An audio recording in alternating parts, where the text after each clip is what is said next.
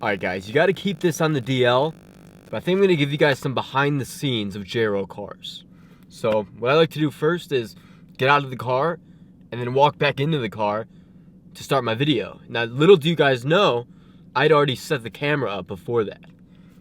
So you'll see what I mean.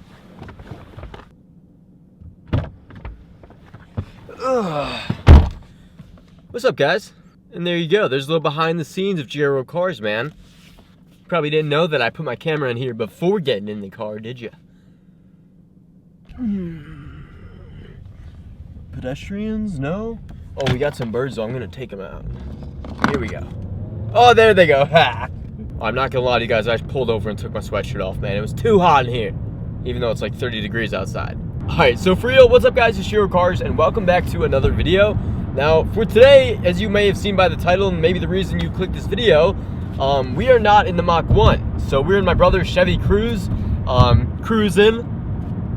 But, okay, that's bad, man, that's bad. Alright, but anyways, you guys know that about, like, I don't know, a week ago, we took the Mach 1 into the shop, and basically there was a fork in the clutch that was like bent or like out of place or something, and it was rattling, and that's what was causing the ticking noise, and that's what we thought was the throw bearing or this or that.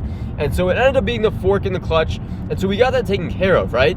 And I was like, I was happy, man. I'm like, okay, the Mach 1's back, driving it along. But there was only one problem that it was still having, which I mentioned in my video, and that was that when I would get on the gas, like more than half throttle, probably even like around half throttle or more, then it would like lock out of gears. So like even if I was downshifting or upshifting or anything, I would just not be able to get into gear at more or around half throttle. And it was really weird. I didn't know if it was the synchros or what it was.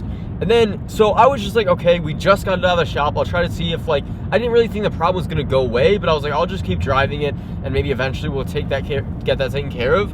And so I got in the car and I first got in my driveway, and I'm sorry if you guys can like hear me wheezing. I'm kind of sick right now. But regardless, I got in the car, I was in my driveway, I pushed the clutch in, it felt fine, and I started driving, right? I'm just driving along. I forgot where I was going. I think I was going to get McDonald's or something the other day. This was 2 days ago. And so, and if you guys follow me on Instagram, you probably already know this.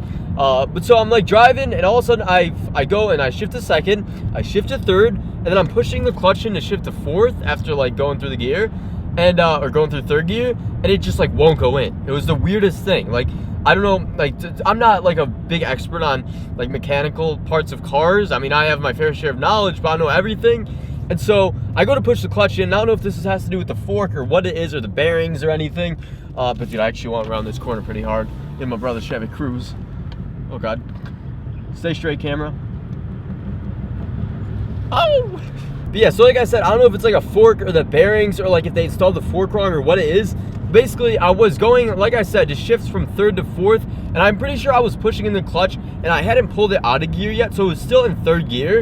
And then I was going to push in the clutch, obviously fully depress the clutch, then pull it down to fourth gear. But then, like I said, when I went to push in the clutch, it only went in like maybe halfway, and then it was like blocked, and it was like grinding. Like, I didn't hear a grinding noise, but I could like feel it like grinding down, and I was just like, okay, this is not good. So I pushed it in as far and as hard as I possibly could, and then I pulled it from third gear into neutral, and luckily I was coasting, and I was like right by parking lot, so I just pulled into like a do not enter thing. But I mean, I didn't know what to do. I didn't want to pull over on the side of the road and block people, so I just pulled into the do not enter and pulled right into this parking lot. I called up my dad. My dad was like, well, what's going on? And I'm like, I don't know, like the clutch won't go in. And so we had to call a tow truck. It's back at the shop now, and it kind of sucks. I wish that didn't happen, but it is what it is, man, and we're gonna get it taken care of. But it sucks. All right, so that was kind of the main point of the video, but I do have a couple other things to talk to you guys about.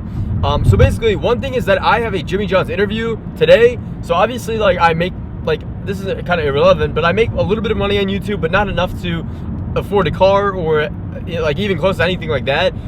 So I'm getting a job, like you guys know, and I applied for a job at Jimmy John's. I have an interview today, and so wish me luck, guys. If you see this video before like 3 o'clock Central Time, wish me luck in the comments.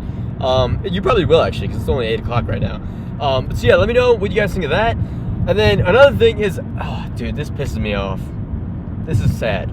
So yesterday, I was searching 2011 through 2014 Mustang GTs. As you guys know, I'm looking at those cars for my first car.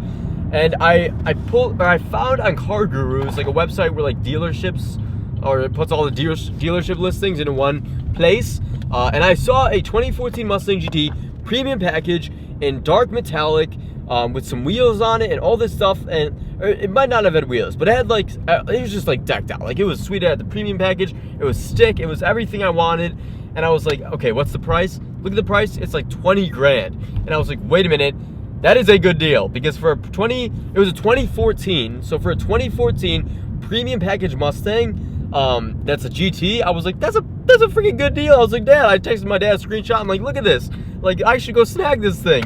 And then I got super excited, super pumped. I was like, literally, I'm gonna go look at this thing. And then it turned out to be a V6, and I wasn't paying close attention. And it's pretty much an overpriced V6 rather than an underpriced V6 or GT.